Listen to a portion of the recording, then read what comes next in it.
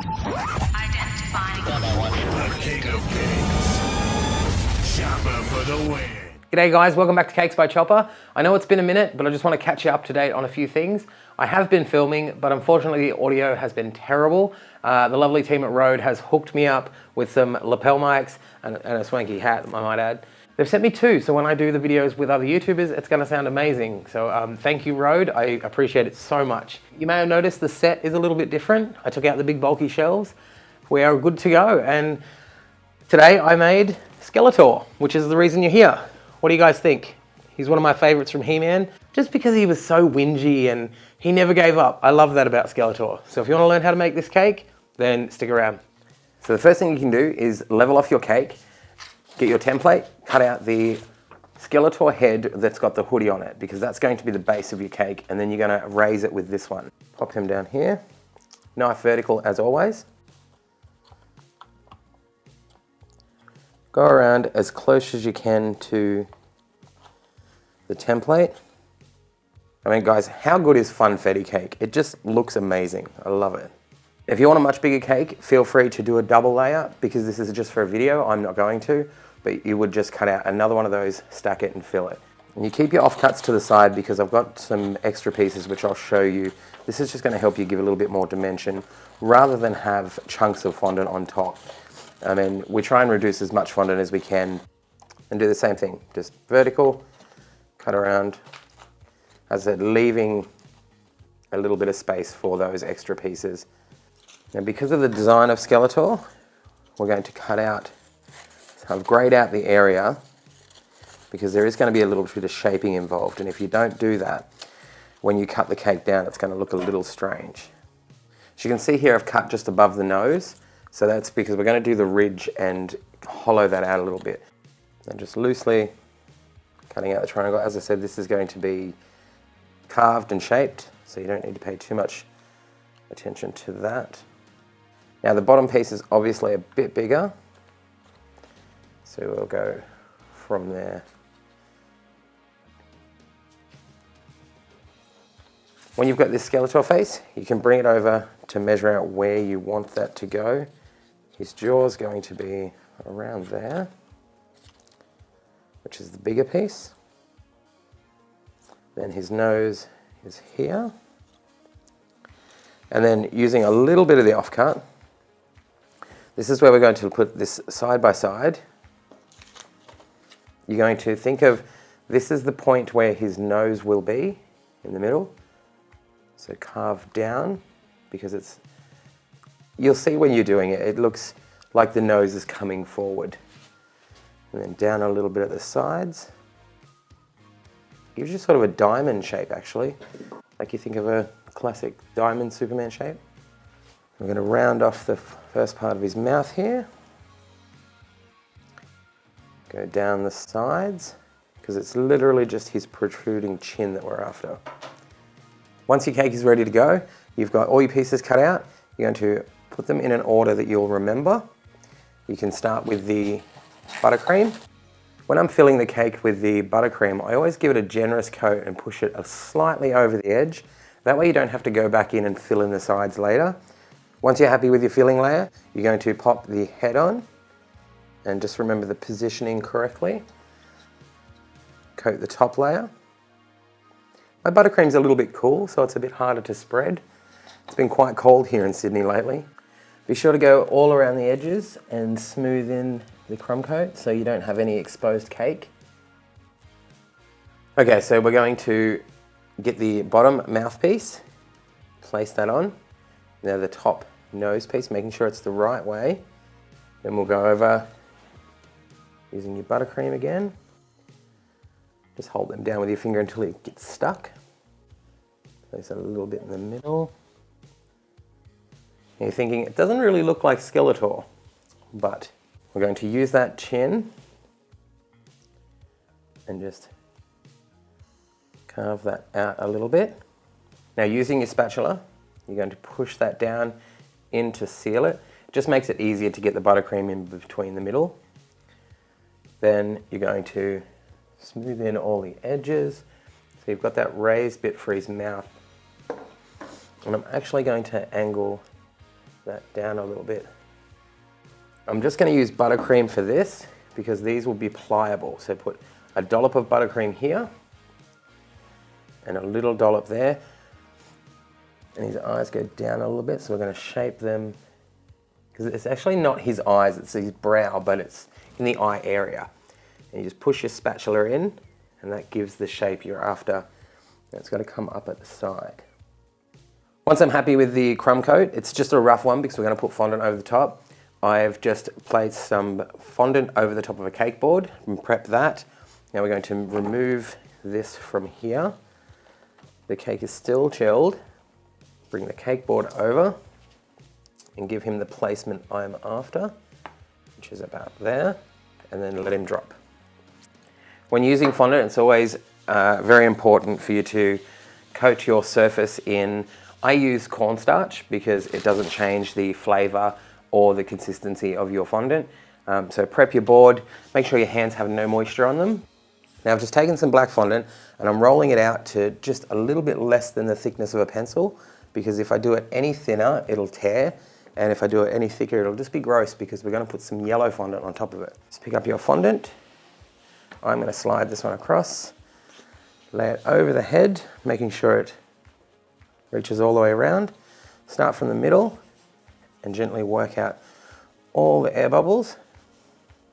Now, as you can see, I've got a little ripple here, and I don't think that's going to come out very easily. I'll just make sure the air goes through up here, out to the top. I'm going to get it. Well, we are going to get it. There we go. Push it all the way down in neat to the side.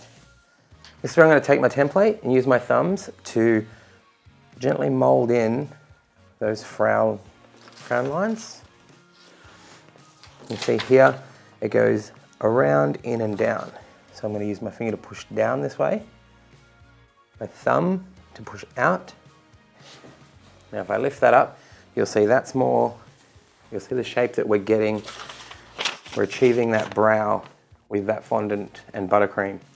So it doesn't look like much yet, but we're getting there. You'll see. It's one of the things I love about cakes most is like it can look so devastatingly bad up until the last final touches, and it comes together and you're just like, yes, I did that. Taking your trusty cutting tool. Now you got to be careful here. You don't want to push too far into the base. So I'm just going to take it gentle. You see I've got a little fold up the top, but that doesn't matter too much because it's going to be hidden. Now I'm just using the tool to push in and under and tuck that where I've cut, so it looks like a lot neater. And I've had a little bit of buttercream come out, so I'm going to angle my tool and just pull that away.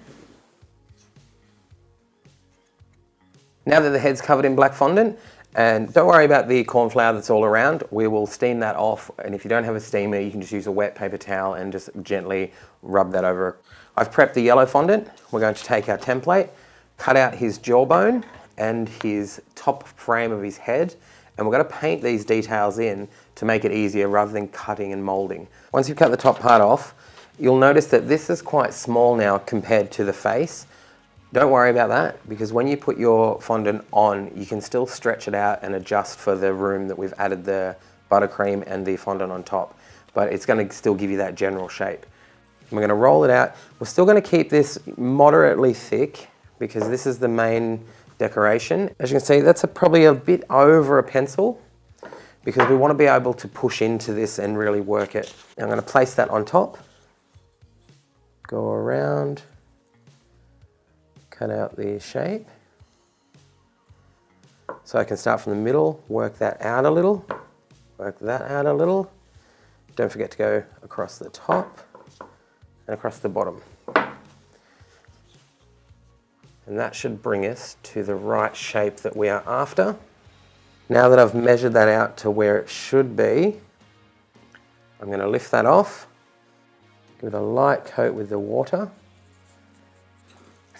and then go. It'll sit back over the top just like a mask.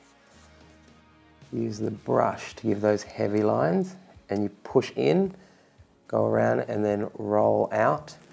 And that's going to give you that nice smooth edge I'll show you from this side. Going to push in, then roll out. Now using a bigger brush, I'm going to push in where I want his nose cavity. We repeated the same process for the bottom jaw. We just cut the bottom piece out, molded it, put it on top, and we created a little ridge, marked out where the teeth would be, and now we're just adding the individual teeth. It helps to make sure that's a little bit moist, and then you can roll the little ball and stick it on. It really helps to have your template right beside you so you can count the teeth and keep them the same size. And then placing it on, because I can use the brush to bring them down a bit. You want to focus on the size of the teeth and the shape, because this is one of the focal points of Skeletor's head. 1, 2, 3, 4, 5, 6. 1, 2, 3, 4, 5. Ooh. Actually, no, that's all right. Once you're happy with the general shape, look at it from above, look at it from the side, because from the side, you've also got to remember this is a 3D cake, so people aren't just going to be looking at it from one angle. Make sure all your little edges are nice and clean and tidy. Don't worry about any little black smudges. I'll show you again. This is what we've gone for. It's a bit of shadowing, bit of shape. To get rid of these cornstarch marks, if you don't have a steamer, just a little bit of wet paper towel and you gently brush it over. Now don't put too much water on it, just lightly go over. As you can see, it is working. If it gets too shiny, just stop for a little bit and then come back to it. As you can see, it totally does work. It's a little bit more fidgety. I'm just going to give it a steam. If you want to go through and put some of your details in while it's still a little bit damp, this would be a really good time to work in those sharp details you want, like his eyebrows or the ridge of his brow bone, I should say. I've mixed 2 parts gel, 1 part liquid, and I'm going to paint in his eyes and his nose. So I'm just blackening the inner of his nostril. The technique for this part, I'm going to use this rounded brush, paint up around the edge, and just bring it to the top, but trying to keep that top line ever so smooth. So just loosely mark out where you want it. Now using a very thin brush, make sure it doesn't spread on the end. We're going to add in the little curved lines. I was going to leave that just shaded, but I think it's going to look better. I'm just going to ever so gently go through with a very thin brush and just let that line the teeth. It's much easier to do all the middle pieces first. Okay, now you're happy with the details painted on his face, I'll show you guys what he looks like. We've got this part, so he's looking pretty sick. So there's no set template for the cloak, this part around here. I'm just going to roll out a long piece, cut it out, smooth it around the edges so it looks like material, and then sort of drape it around and bring it together at the bottom. Hopefully that works. So I'm going to cut a straight line along here. So we're going to take it from here.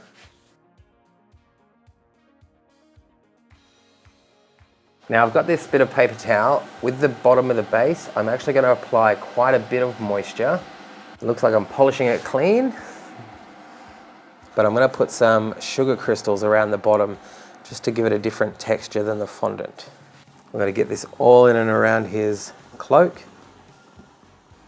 You don't want to hold the steamer on any area too long because of the heat, so just give it a light brush over. If it hasn't fixed it to the look you want, stop and then go and start somewhere else, and you can always come back to that area in a minute. There are some parts that the steamer is going to be tricky to get to, so I'm just using the steam on a brush because the hot water dries off quicker and it won't ruin your fondant. So little tip, you can get a fluffy brush and just get to those hard to reach places. As mentioned before, I've kept that black part at the bottom quite wet. I'm going to go around with some black glitter and be careful to just Give that a little texture at the bottom, just to make it a little bit different from the actual Skeletor. So once you've added the glitter, there is your Skeletor cake. What do you think, guys? A must-have for any 80s fan. I love him. I think he's cool. You let me know in the comments below. Tell me what you'd like to see next, and stay tuned to check out some YouTubers that I think are amazing. Thank you so much for sticking with me, and I'll see you soon. Bye, guys.